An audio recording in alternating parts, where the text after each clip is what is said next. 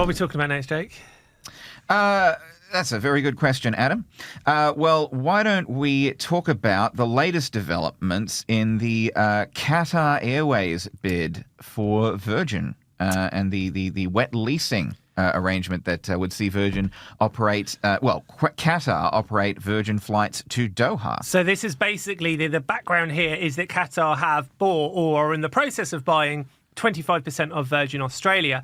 As part of that deal, Qatar will be flying wide-body aircraft to Doha, which then will obviously allow ongoing flights. I say the controversy, but the twist here is that Qatar, separate to Virgin, tried to put these flights on a year or so ago, and the Australian government blocked them. What's basically happened is now, because these flights are Virgin Australia flights that kind of happen to be using Qatar crew and Qatar aircraft, this means they effectively come under a different allocation, which will make it a lot more difficult for the government to block these flights. This, in a sense, makes a mockery of the rules, but it almost makes the rules look quite stupid. For the government turned around a year and a half ago or whatever and went, oh, there's no room here, but it transpires there is a room here if you just find a different angle. So this has obviously got to be cleared by the various authorities. So from what we gather, you're basically saying that Virgin of Qatar have basically said, hurry up and let us know if we can do this. Yeah, so Virgin has asked the ACCC to give interim approval or interim authorization for these wet lease flights by next month, because they're looking to get underway and sell tickets for a June 2025 launch. They want to get in on the peak northern summer period, as well as these major events like next year's British and Irish Lions rugby tour, which I believe, you want to get in that, yeah, which definitely. I believe Qatar is sponsoring. So they've basically said, we don't want to have to delay these new services.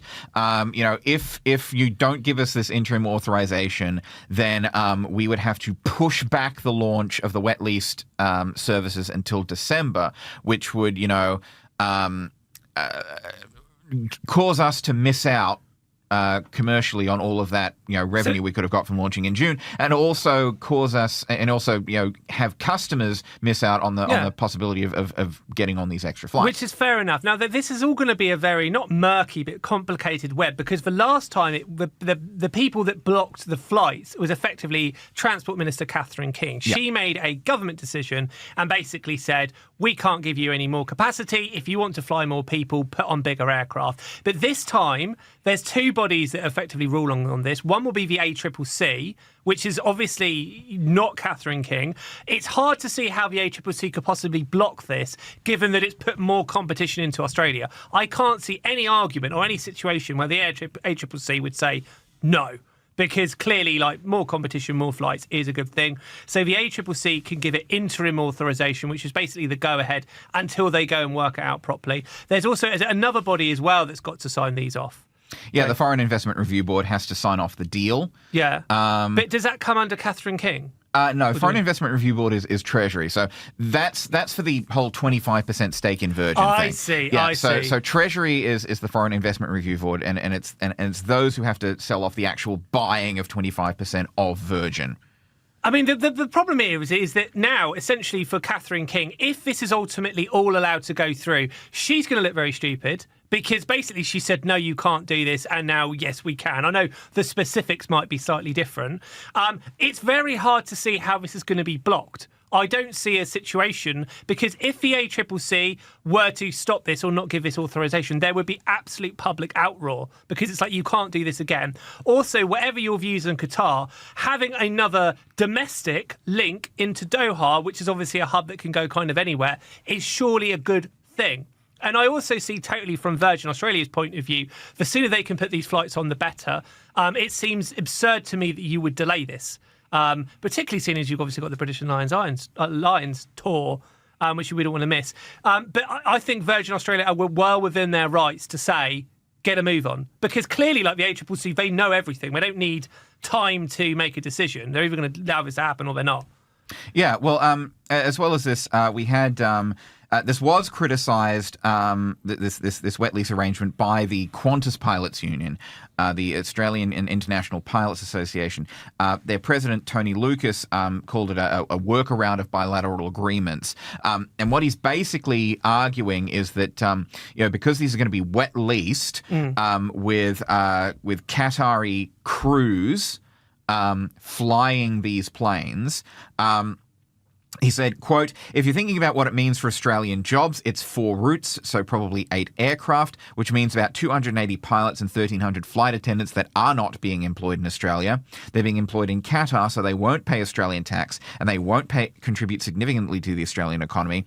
He said, "The entire thing just feels like a bit of a sham arrangement. The government introduced closing loophole legislation to try and protect the rights of Australian workers, and this just seems to be a loophole to get around those protections in favour of a foreign entity."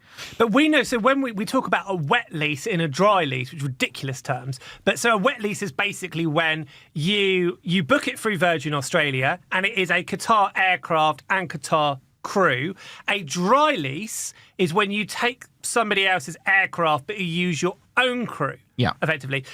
So what often happens with these kind of deals is they start off as wet lease and then they move on to being dry lease, because obviously it's like you just need to get going.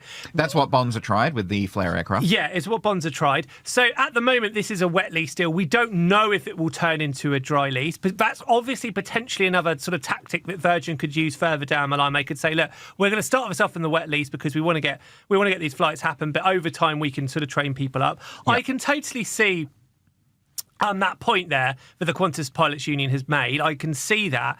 They did, last year criticise this Qantas Finnair deal. Yep. That saw the Finnair operate Qantas services to Singapore and Bangkok. Mm-hmm. But Tony Lucas did, I think, point out that this was just a 2-year wet lease deal, and there's sort of no end date yet on the Virgin Qatar wet lease. I would say, and I'm not sure if this was actually Tony Lucas, but I know that the Qantas Pilots Union, I think a year or so ago, criticised Qantas for what they called a failure of fleet planning by not having more international aircraft. Now, to an extent, Qantas have tried to address this because they're getting another 12 787s and they're getting another 12 A350s, the bog standard ones, not including the A350-1000s. See, I know what I'm talking about, that are going to do Project Sunrise. So there are more international aircraft on the way. But the issue is right now, getting hold of aircraft is difficult.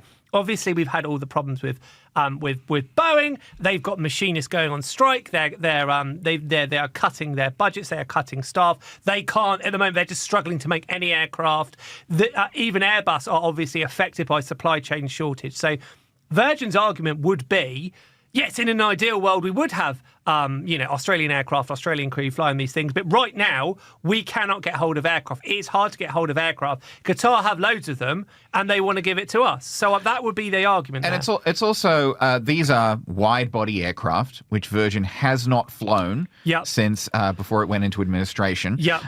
This is Virgin dipping its toe back into the water to say, is this, again, a viable market for us? And also what we did see, and I think we spoke about this a couple of weeks ago, on these kind of repatriation flights from Lebanon, you saw Qatar Airways and Virgin Australia get involved to help. So obviously the government did a shout out and Qantas flew directly from Cyprus to Perth, I think, and then flew people onwards. But Virgin Australia were able to kind of get in on this, in that Qatar were flying from Cyprus, I think, to Doha, and then Doha on to Sydney, and then Virgin Australia itself was able to help with the kind of the final stage of this route. So the argument would be, from Virgin's point of view, it's in the national interest to have access to wide-body aircraft, particularly if we have another pandemic, etc. Having your own stuff is very important. So there is a lot to consider here, a lot of different views. My instinct is this will go through. Perhaps it's going to make Catherine King look a little bit silly. It's going to be an egg on her face. But it would seem very difficult to stop this. I also would imagine but in the event that does happen, Virgin and Qatar, I bet they've got some pretty good lawyers. You know, there's that scene in The Simpsons where Mr. Burns is like talking to his team of 10 or 11. I'm pretty sure you could probably quote me this. You would have. Oh, come on, show me up. I think there's quite a few scenes of Mr. Burns with his lawyers. Yeah, no, there's one where he's like, I hate you, the most appalling people, but they always get the job done. You know what I'm talking about. I would imagine Qatar have like 10 or 11 absolute Rottweilers of lawyers that would like jump on this and shove this through. The main Simpsons lawyer that I know is Lionel Hutz. I love Lionel Hutz. He's my favourite person in the world. Your Honor, I move for a bad court thingy. There's this legendary scene where he's with Bart, and Bart says, "When I grow up, I want to be a lawyer just like you." And he said, "Good for you, son. What America needs is more lawyers. Could you imagine a world without lawyers?" Yeah. And they're all dancing around the rainbow. And he goes, "Brr." Love Lionel Hutz. You care to join me in a belt of scotch? It's 9:30 in the morning. Yeah, but I haven't slept in days. Oh, yes. When Bart's on trial, he turns around and goes, "Even if you lose, I'll be famous." Well, you didn't win. Here's your pizza. But we did win. That's okay. The box is empty. That's it. We shouldn't talk about lawyers. Anyway, Yeah. the point is that even if they were to be rejected, there is going to be a lot more to run on Yes. this.